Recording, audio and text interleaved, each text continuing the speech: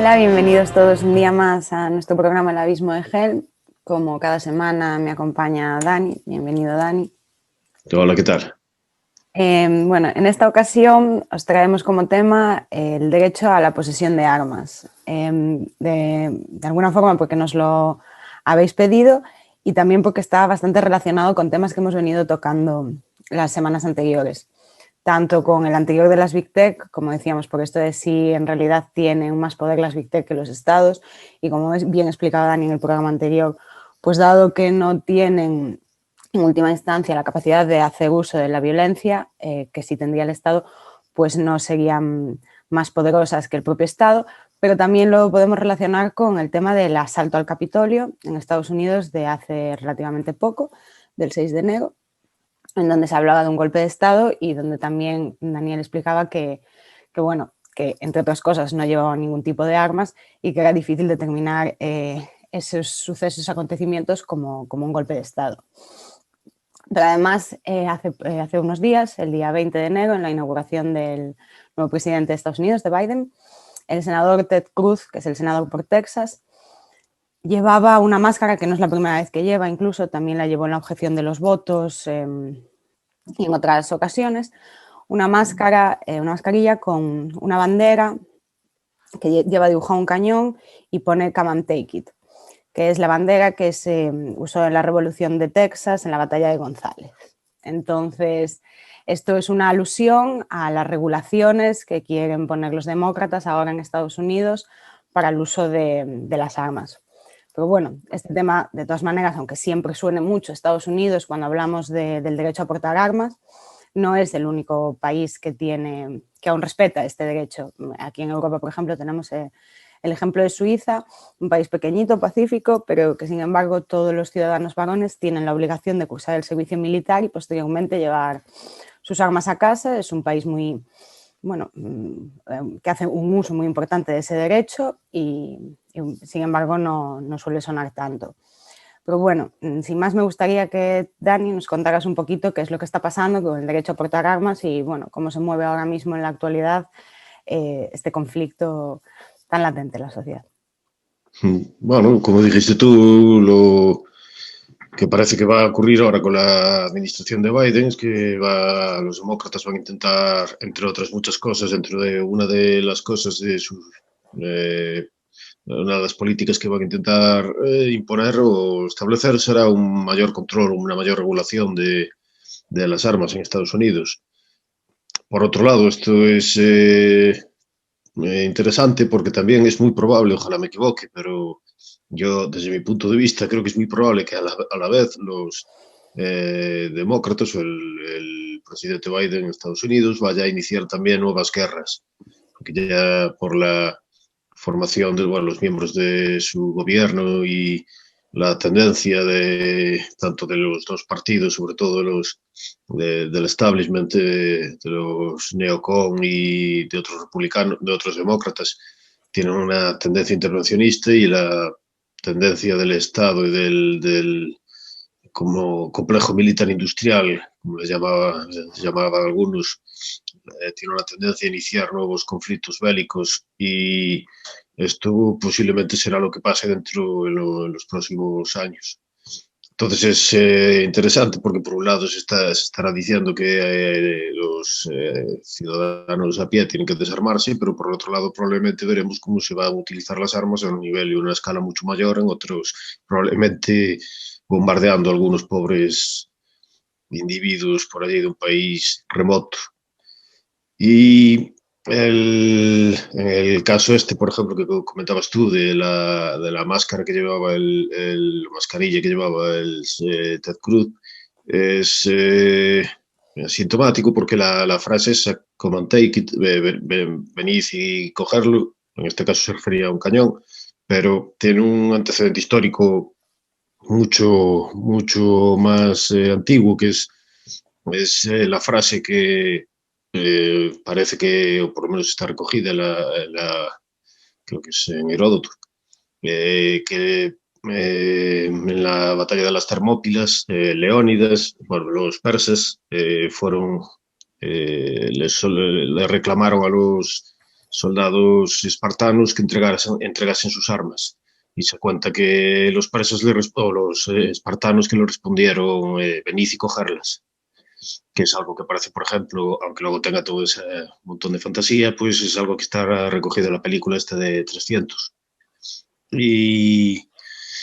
el derecho de llevar armas, por lo tanto, es una cosa que está muy establecida en la mentalidad, bueno, en determinadas partes, sobre todo, y geográficamente también hay diferencias, pero está establecida en la mentalidad estadounidense, sobre todo si el país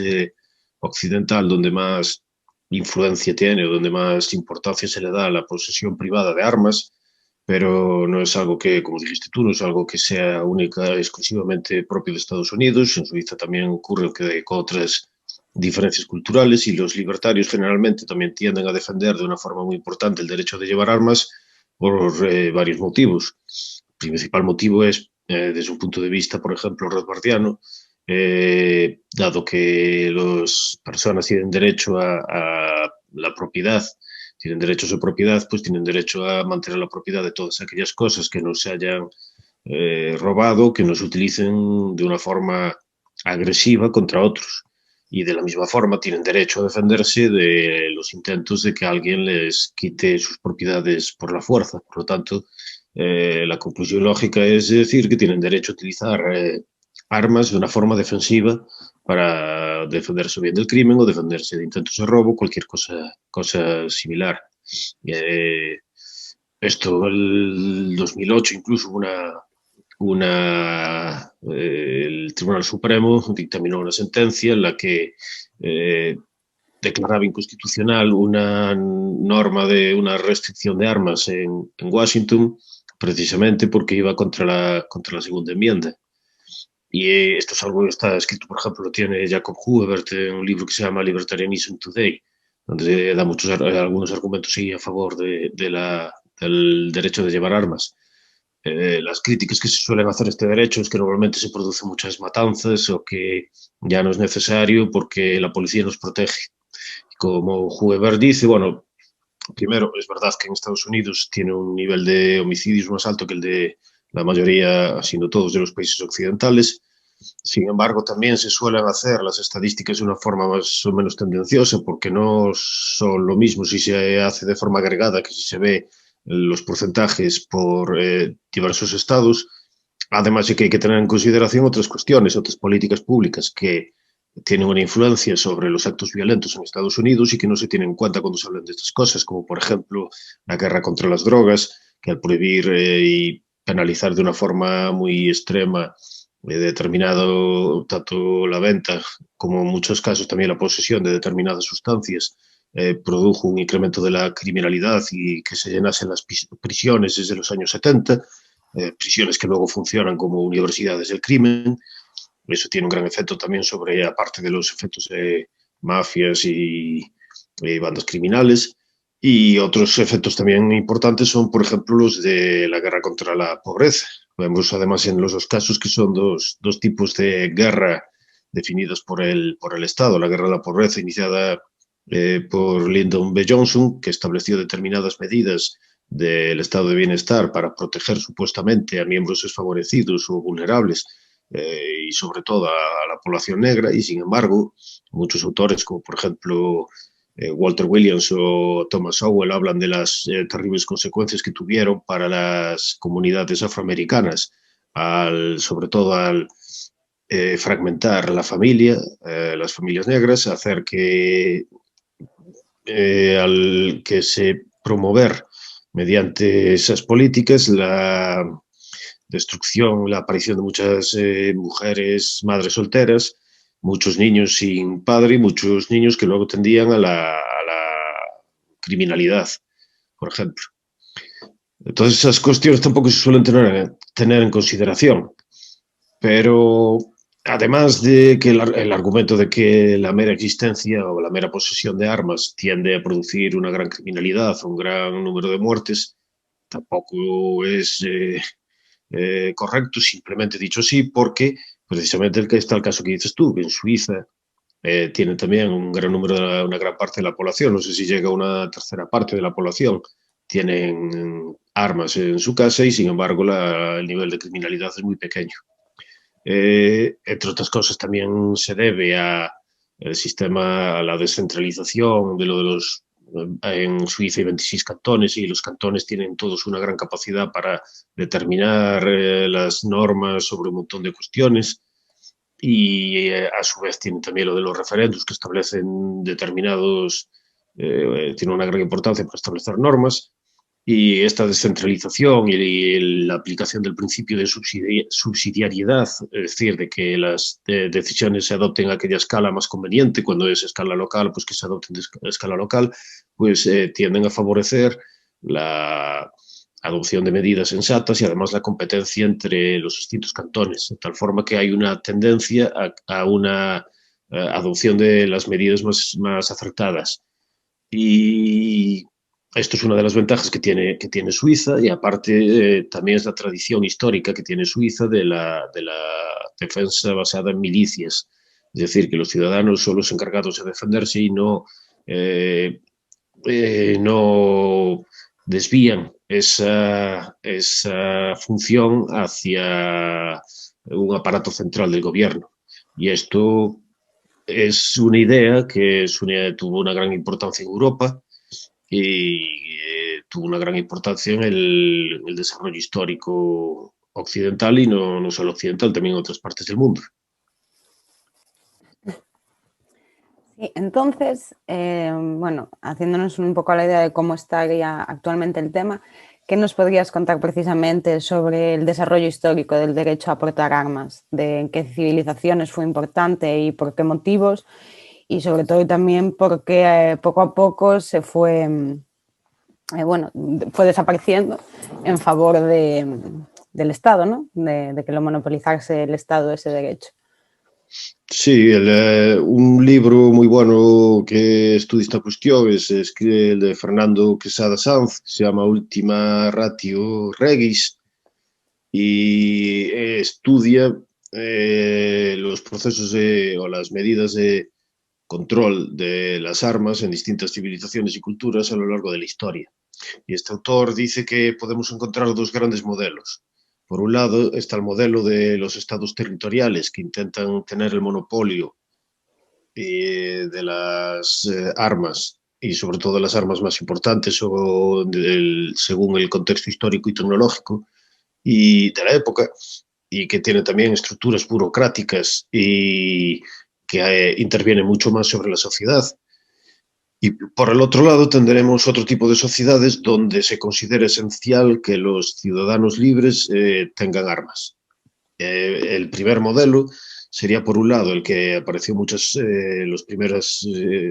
ciudades-estado en Mesopotamia, por ejemplo, o en otros estados territoriales en la Edad del Bronce, y eran estados que controlaban de una forma mucho más controlaban un determinado territorio, controlaban a la población, sometían a una gran parte de la población para obtener recursos a través de impuestos, tenían sistemas burocráticos donde aparecen, por ejemplo, las primeras tablillas y registros sobre impuestos y luego intentaban controlar también el armamento, sobre todo, por ejemplo, de carros de guerra. Este modelo después entra en decadencia y desaparece a lo largo con el transcurso del tiempo, pero los estados modernos van a adoptar un modelo semejante. Por el otro lado, tenemos el modelo de lo que el Fernando Quesada llama la mentalidad arcaica. Y la mentalidad arcaica no se corresponde exactamente con ninguna cultura en concreto, sino que se puede encontrar en diversas culturas. Por ejemplo, en Europa se encuentra en la Grecia arcaica, se encuentra en Roma también al principio, se encuentra también en determinadas culturas o poblaciones en la península ibérica o en tribus germánicas. Y en este tipo de cultura, que era en el que existía una aristocracia guerrera, se consideraba un elemento esencial de un hombre libre que tuviese el derecho a llevar armas. Y precisamente se consideraba que era propio del esclavo el que no pudiese llevarlas. Por lo tanto, cuando se intentaban hacer determinadas medidas de control de las armas o de eliminar las armas, se consideraba que eso era algo que atentaba contra esa libertad desa población, que non necesariamente tenía que ser solo nobles guerreros, sino que tamén se podía aplicar a outro maior número de ciudadanos libres que podían ser propietarios ou que tenían determinadas, que non eran siervos ou esclavos. Entonces, para los griegos, por ejemplo, un rasgo de la tiranía en sentido, entendida en el peor de los sentidos, en el que cuando más despótica se convertía, porque al principio tirano no necesariamente tenía por qué ser despótico, o no se consideraba necesariamente despótico, pero cuando se convertía en más despótico, uno de los rasgos que tenía era el intento de eliminar, de quitarle las armas a los ciudadanos. Y eso también, por ejemplo, se comprueba en China, las crónicas de Sima Qian, por ejemplo, se habla de que el primer emperador chino, Qin Shi Huangdi, el 221 a.C., se convirtió unificó prácticamente todo el territorio de lo que ahora ocupa China.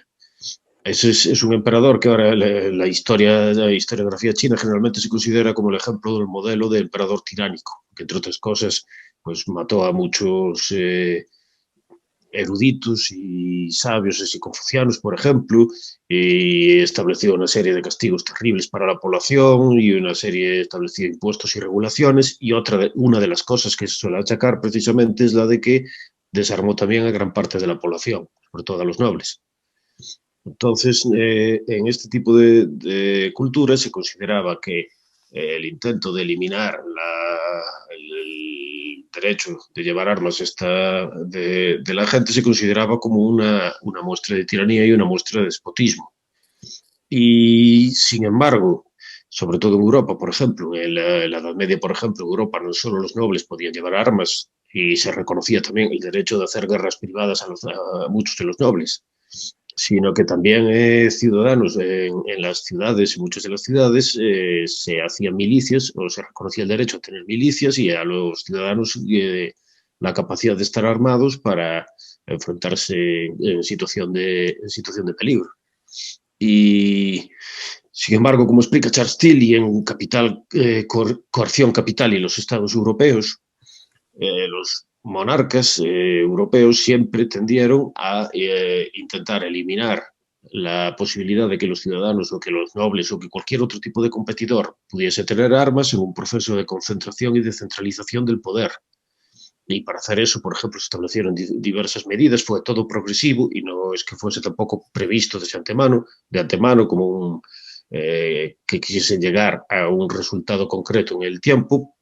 sino que era una dinámica de lucha de diversos poderes y contrapoderes, pero el resultado, en última instancia, llegaría a la creación de un Estado central y monopolizador de la violencia pública. Pero muchas de las medidas que se adoptaron fue, por ejemplo, prohibir los duelos o establecer regulaciones sobre dónde se podía llevar arma, también confiscar armas, prohibir el uso de determinadas armas que se consideraban más importantes o invertir en determinadas armas que eran más difíciles de tener para la población general, como por ejemplo cañones. De hecho, en los cañones, que fueron una de las cosas que con el tiempo llegaron a tener una gran importancia para la consolidación de las monarquías, pues a veces se escribía, sobre todo en los cañones franceses, se escribía la frase Ultima Ratio Regis, que es el título del libro de este autor, que es básicamente el último recurso, donde se demostraba la superioridad al poder del Estado. Y esto tiene relación también con el hecho de prohibir armas a los ciudadanos, de establecer ejércitos regulares y para cobrar impuestos, además, pues tuvo una gran importancia en la consolidación de los estados, porque se necesitaba también una gran burocracia, una reglamentación más estricta y una estandarización, por ejemplo, de determinadas normas. Y esto luego se transmite a la organización de la sociedad civil, de tal forma que la sociedad civil se organiza de una forma muy similar a como en principio se organizó la estructura militar de los estados. Entonces, esto también se consideraba por muchos autores este proceso de desarmar a la población como un rasgo de tiranía. Los autores republicanos, por ejemplo, desde Maquiavelo a Harrington, a los autores Thomas y Gordon, los autores del Kato's Letters, a muchos otros, hasta los americanos, Jefferson y Madison, bueno, los más importantes individuos que participaron o que tuvieron una influencia importante en las ideas de la Revolución Americana, consideraban que era un rasgo de tiranía el establecimiento de ejércitos regulares y la prohibición de que los individuos pudiesen llevar armas y la creación de milicias, de tal forma que, por ejemplo, uno de los argumentos van unidos. Por un lado, se establecía el derecho de a portar armas, se consideraba que era un derecho esencial, individual, porque te puedes proteger, pero por otro lado se consideraba también que tenía una gran importancia comunitaria porque permitía defenderse tanto de enemigos exteriores como del propio gobernante en el interior en caso de que se convirtiese en un déspota o en un tirano. Y por eso siempre se consideró muy importante el hecho de que los ciudadanos pudiesen ir armados.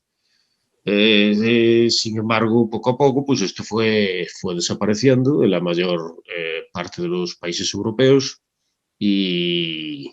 de hecho hay algunos autores incluso que dicen que esto se puede comprobar que tiene efectos negativos en el sentido de que la mayor parte de los estados totalitarios en el siglo XX intentaron siempre controlar y eliminar la posesión privada de armas. Aaron Zelman y Richard Stevens tienen un libro que se llama Death by Gun Control, en el que dicen que el hecho de que, por ejemplo, en la Alemania nazi los judíos no tuviesen armas fue y que fuesen desarmados por el gobierno nazi, fue un elemento que tuvo influencia luego en el Holocausto. Y también dicen que hablan de las medidas que adoptaron los comunistas en Rusia después de la toma del poder para desarmar a la población y desarmar a los enemigos políticos. En relación con la primera de las cuestiones, hay una polémica, hay muchos autores, los que están contra las armas, dicen que la teoría esta de Zelman y Stevens y de otro autor que se llama Halbrook, me parece, Halbrook, sí, dicen que no tiene, que no tiene sentido porque dan algunos argumentos. Por ejemplo, dicen que los judíos eran una población muy pequeña, un 1% de la población, y por lo tanto que si tuviesen armas no podrían haberse resistido. Dicen también que la prohibición de las armas era previa de la República de Weimar, algo que los otros autores ya reconocen. Y dicen también que el gobierno del nacionalsocialista pues que era más pro armas que contra armas. Sin embargo, aunque se puede decir, tiene sentido decir que no se puede hacer una relación causal directa entre el hecho de que unos no tuvieran armas y que luego se produciese un genocidio, eso es una cosa más o menos razonable. Lo que ya no es razonable es decir, primero, sí que establecieron leyes para desarmar a los enemigos políticos, entre ellos se consideraban también a los judíos que debían ser desarmados, y en segundo lugar, el hecho de que las democracias también eliminen las armas no implica que eso no tenga consecuencias negativas. Otro tipo de consecuencias negativas que igual no son tan visibles como las de los regímenes tiránicos. Pero, por ejemplo, no es tan polémico el hecho de que los países comunistas o las medidas de los países comunistas también tendiesen a eliminar el derecho de llevar armas. Y eso es algo que históricamente está bastante comprobado. Las medidas de los comunistas en Rusia para eliminar la posibilidad de que sus adversarios estuviesen armados no están en disputa. Por lo tanto, es algo claro que la tendencia de los estados totalitarios a desarmar a sus ciudadanos, en lo que sí que es cierto es que la tendencia es en todos los estados, no solo los totalitarios. Y hay otras consecuencias que luego podremos hablar de ellas, si te parece. Sí, por supuesto. Pero bueno, después de este muy interesante contexto histórico, me gustaría saber entonces si, bueno, después de lo que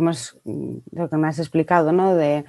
los motivos reales por los que se ha ido cediendo, o más que cediendo, robando este derecho a los ciudadanos en pos del monopolio del Estado, ¿qué razones entonces puede haber ahora para que la gente, o la mayoría de la gente, piense que es una locura que el derecho a portar armas de manera individual se legitime, y que lo lógico y lo coherente y lo civilizado es que sea el Estado y únicamente el Estado el que posea tal derecho? ¿Qué razones puede haber para esto, Dani? Bueno, una de las principales razones es adoctrinamiento y el uso de las ideas de muchos intelectuales que propagaron este tipo o que defienden este tipo de ideas. Por ejemplo, uno de los primeros o de los más importantes, de los más relevantes, es la idea de el Leviatán de Hobbes.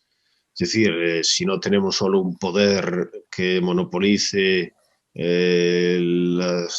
emisión de normas y el control de la violencia, pues entonces nos vamos a matar todos unos a otros, así seremos el hombre es un lobo para el hombre.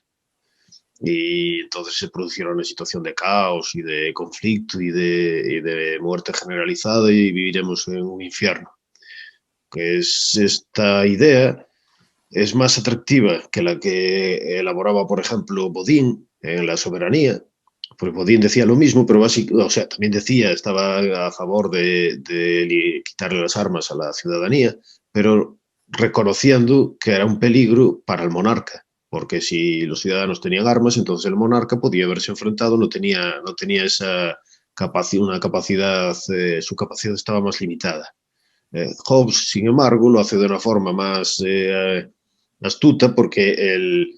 peligro lo pone sobre los propios individuos. Entonces tiene esa idea, es lo que se conoce como el miedo hobbesiano. Si no hay alguien que nos controla, entonces nos mataremos todos. Entonces necesitamos a alguien que sea así, ay, qué bien, que tenemos a alguien que nos controla a todos. Y por eso entonces parece como que está hecho a favor de la propia población. Entonces es una forma mucho más fácil de convencer a la gente, porque tiende a producir la idea de que nos dan seguridad,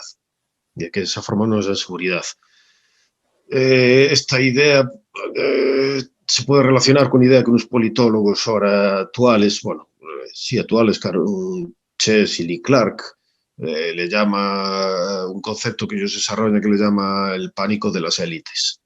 Es decir, el pánico de las élites es que las élites muchas veces tienen la idea de que si no están ellas, las élites políticas y tecnocráticas en los estados modernos tienen la idea de que si ellas no tienen planes y normas y regulaciones y establecen todo y ordenan todo de una forma adecuada, pues que los ciudadanos, como una pandilla de idiotas,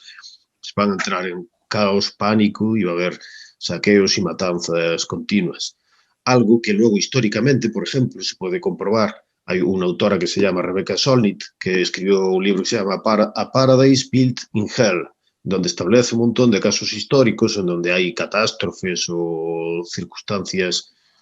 muy terribles, donde el gobierno normal pues pierde la capacidad de operar, y ella establece o dice que en esas situaciones sorprendentemente no se produce el resultado que esperaríamos si Hobbes tuviese razón. Es decir, sigue produciéndose una gran cooperación, sigue produciéndose muchos casos de cooperación, siguen produciéndose muchos casos de ayuda de unos ciudadanos sobre otros, y de que la población es capaz de organizarse de una forma más o menos espontánea para adaptarse y enfrentarse a ese problema. Sin embargo, la visión desde las élites es siempre esa visión del racionalismo constructivista, de que solo si ellos, los gobernantes sabios, son capaces de organizarnos, pues entonces todos se comportarán como de una forma absurda, criminal o caótica. Entonces, es por un lado uno de los motivos, el de la defensa ideológica de este tipo de ideas, como el de las de Hobbes. Por otro lado, tenemos también lo que dice Robert Nisbet en The New Despotism, que está también relacionado con lo anterior. Nisbet distingue entre dos tipos de despotismo, siguiendo a Tocqueville, el despotismo antiguo y el despotismo moderno. En el despotismo antiguo, incluso en aquellos casos en los que había realmente déspotas que tenían un gran control y podían cobrar impuestos, obtener rentas de la población, Sin embargo,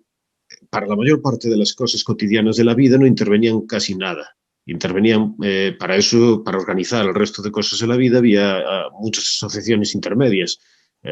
los clanes o las tribus, las ciudades, las aldeas, los determinados organizaciones religiosas, y esas asociaciones intermedias eran mucho más importantes a la hora de organizar la vida cotidiana de las personas. Sin embargo, en el despotismo moderno, el Estado interviene prácticamente en todas y cada una de las cosas de la vida cotidiana. Cualquier cosa que uno tenga que hacer, prácticamente hay una regulación para cada cosa. Para cosas como abrir un negocio, incluso como cuáles son las características que tiene que tener una casa según el lugar en el que estés viviendo, cuáles son las cosas que puedes escribir o no puedes escribir. Un montón de elementos en la vida cotidiana son regulados y controlados, qué drogas puedes tomar, qué alcohol puedes beber, o ahora mismo si puedes salir o hasta qué hora puedes salir a la calle y cómo tienes que salir a la calle. Es decir, que la influencia de la vida cotidiana actualmente de los estados es muchísimo mayor de la que tenían los despotismos antiguos. Esa es una diferencia. Por el otro lado, en los despotismos antiguos la violencia que utilizaban era mucho mayor, eran mucho más brutales. Eran cuando había castigos y penas, esas penas eran muy terribles. Entonces, puedes ver así cuando colgaban a la gente o le cortaban la cabeza o hacían torturas muy, muy terribles. No eran, sin embargo, no afectaban un número mayor, tan grande de la población como para producir grandes revueltas, sin embargo. Pero sí es verdad que eran muy terribles. Bueno, depende también de los casos. Hubo casos, pero bueno, hubo casos históricos donde sí se utilizó un mayor uso de la violencia de una forma más habitual. Pero la diferencia es que, o sea, los despotismos antiguos utilizaban una violencia mucho más física, mucho más brutal, y ahora los estados modernos tienden a ser más suaves. No se tiende tanto hacia, sobre todo los estados occidentales y los estados democráticos. Pero incluso también en estados totalitarios como en China, aunque siguen utilizando una mayor violencia, y se puede comprobar, por ejemplo, lo que le ocurre, lo que hacen con los uigures en la región autónoma de Xinjiang. Sin embargo, hay una tendencia a otro tipo de control. Y ese tipo de control es un control que es mucho más terapéutico, mucho más insidioso, que está hecho siempre por tu bien. Está hecho para que no te pasen cosas malas, para cuidar de ti. Entonces, se hace o de forma terapéutica o de forma así como se le llama la guerra por ejemplo, la guerra contra la pobreza o antes se llamaba contra la medidas para que comas bien y para que tengas una dieta sana, o contra las drogas, para que no te drogues, o para ahora con la pandemia, pues todas las medidas son para tu bien, por tu bien y entonces esta es la forma que tiene el Estado moderno de actuar. Establece un enorme número de regulaciones a través de un sistema burocrático inmenso que interviene muchísimo más en la vida de los ciudadanos de lo que intervino en ningún momento pasado en la historia, y lo hace basándose en que lo vamos a hacer por tu bien. Entonces, es mucho más fácil defender la nobleza de este tipo de medidas, porque están hechas, no se ve claramente que están hechas para quitarle cosas a la gente, como hacían antes, que era para establecer simplemente impuestos, sino que están hechas para cuidar de ti. Y esto tiene relación con otro de los argumentos que que voy a utilizar de un autor que se llama Rory Miller, que este Rory Miller no es que sea un gran, o sea, un erudito reconocido internacionalmente, aunque a mí me gusta mucho, pero no es un académico. Es un autor que habla sobre cuestiones de defensa personal. Y él trabajó en cárceles y ahora tiene sistemas de defensa personal y escribe libros porque le gusta este tipo de cosas también sobre la psicología y la mentalidad de la defensa personal. Y tiene una idea muy interesante, a mí me parece muy interesante, que sirve también para explicar por qué se tiende a creer que las armas tienen que estar en manos del Estado. Rory Miller distingue entre tres tipos de violencia. Bueno, hay tres tipos de violencia, pero hay sobre todo dos tipos que son los más importantes, que sería la violencia social, por un lado, y la violencia asocial, por el otro lado. La violencia social se produce en situaciones donde el conflicto tiene que ver con el estatus o con se produce, por ejemplo, en aquellas sociedades donde el honor es importante, donde lo que la gente piense de ti es importante. Esto, por ejemplo, cuando había duelos, históricamente, este tipo era un tipo de violencia social. Es decir, yo te hacía un insulto, te trataban de una forma poco respetuosa, entonces estaba así con el guante, que no sé si realmente daban con el guante, pero se hacía, y entonces hacías un duelo. Y entonces empezabas allí y os matabais si podíais, o si no, a primera sangre. O es otro tipo de violencia, por ejemplo, las peleas de bar suelen ser este tipo de cosas. Es cuando pues dos borrachos se enfrentan ahí entre ellos, que normalmente tienden a, bueno, depende de la situación, pero tiende a ser porque hay uno se considera insultado o una cosa así. Este tipo de violencia es distinto de lo que, muy distinto de lo que Rory Miller denomina violencia asocial. En la violencia asocial, él dice que hay sobre todo dos tipos de agresores. Por un lado, estarían aquellos que se sienten realizados al hacer la violencia, que por ejemplo serían asesinos en serie, que lo hacen como una forma de consumo, como una forma de porque le da alegría, o bueno, está mal de la cabeza, vamos, pero no porque necesariamente porque vayan a conseguir otro beneficio añadido, sino porque el propio acto de causar daño o de asesinar les produce placer. Eso está por un lado, serían ese tipo de agresores, y por otro lado están los agresores asociales, pero que buscan un beneficio concreto, como por ejemplo obtener dinero, obtener riquezas. Ladrones, por ejemplo. Estos agresores más planifican de una forma la agresión de una forma mucho más estricta que en la violencia asocial, porque la violencia social precisamente no estás desarrollando, no quieres buscar, no tienes un objetivo. En cambio, los agresores de violencia asocial son como depredadores, van buscando víctimas, intentan que la víctima se defienda lo menos posible, intentan que la víctima esté asustada, o no tenga acceso a armas, o no esté en una situación lo más vulnerable posible. Tanto si son asesinos en serie, por ejemplo, como si son ladrones, siempre buscan tener ventaja sobre su víctima. Uno de los problemas que dice Rory Miller que existe a la hora de enfrentarse a este tipo de agresores es que generalmente hay muy poca gente que tienda voluntariamente o de forma sistemática a utilizar la violencia asocial. Eso es característico de una serie de personas, o bien criminales, o bien estos psicópatas y asesinos en serie. Entonces, cuando una persona que no está acostumbrada a este tipo de situaciones se ve enfrentada a una situación de violencia asocial, tiende a reaccionar usando los mecanismos que evitan los conflictos en situaciones de violencia social. En situaciones de violencia social, cuando es una cuestión de estatus o de el conflicto entre personas que más o menos pueden razonar o pueden hablar, las formas de desescalar o de reducir el conflicto son pues dialogando o intentando decir que no es tan importante o intentando entenderse con los otros.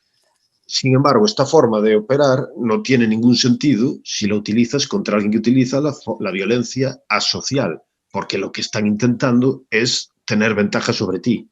Entonces, Rory Miller dice que en una situación de violencia social hay que cambiar la mentalidad. La mentalidad de defensa no puede ser la misma, porque los recursos que vas a utilizar psicológicamente para enfrentarte a la violencia social no van a funcionar. Le estás entregando precisamente una ventaja psicológica, porque piensas que al actuar de forma social, el agresor se va a calmar, por ejemplo, o va a entenderlo, y no lo va a hacer. Está buscando obtener un determinado beneficio. Bueno, pues si esto lo aplicamos a nivel general, a una escala institucional, se puede comprobar que hay un proceso similar. La mayor parte de la gente, entre otras cosas por las cuestiones relacionadas con la educación pública y con los filósofos y las ideas sobre la creación y la justificación del Estado, piensan que el Estado está organizado de forma social, es decir, para ayudarte, para darte determinados beneficios, para proporcionar bienes y servicios.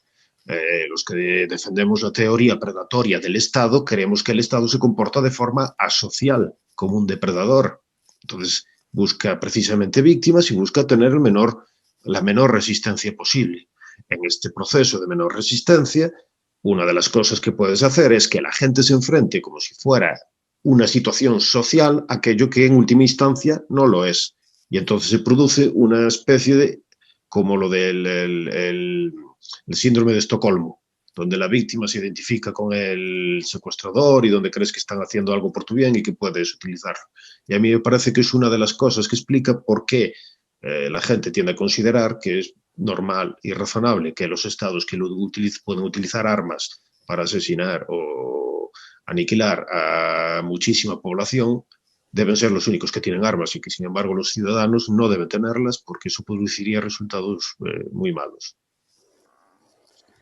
Sí, pues yo creo que ha quedado muy claro que al final el motivo principal para que nos arrebaten el derecho a portar armas es estar ellos más tranquilos, tener más fuerza y por lo tanto menos resistencia, aunque sigue siendo una pena bueno, que la ideología o la idea que triunfe hoy en día sea que precisamente es eso, ¿no? Que lo hacen por nuestro bien y que de otra forma sería horrible, como la frase esa de el hombre es un lobo para el hombre. ¿Y qué es el Estado si no más hombres? Pero bueno, entraríamos en otro tipo de debates. El tema era, bueno, poner un poquito los principales motivos, un contexto histórico sobre la mesa para tratar este tema desde el programa y bueno, yo creo que ha quedado todo muy claro y si no hay nada más que decir, por mi parte no, pues ya nos despedimos hasta el próximo programa y os damos las gracias a todos por verlo y ya sabéis, como siempre, pues podéis comentarnos qué tipo de temas os gustaría que tratásemos y vuestro apoyo pues es fundamental para que podamos seguir haciendo este tipo de cosas. Y sin más, bueno, pues nos despedimos hasta el próximo programa. Muchas gracias. Hasta luego.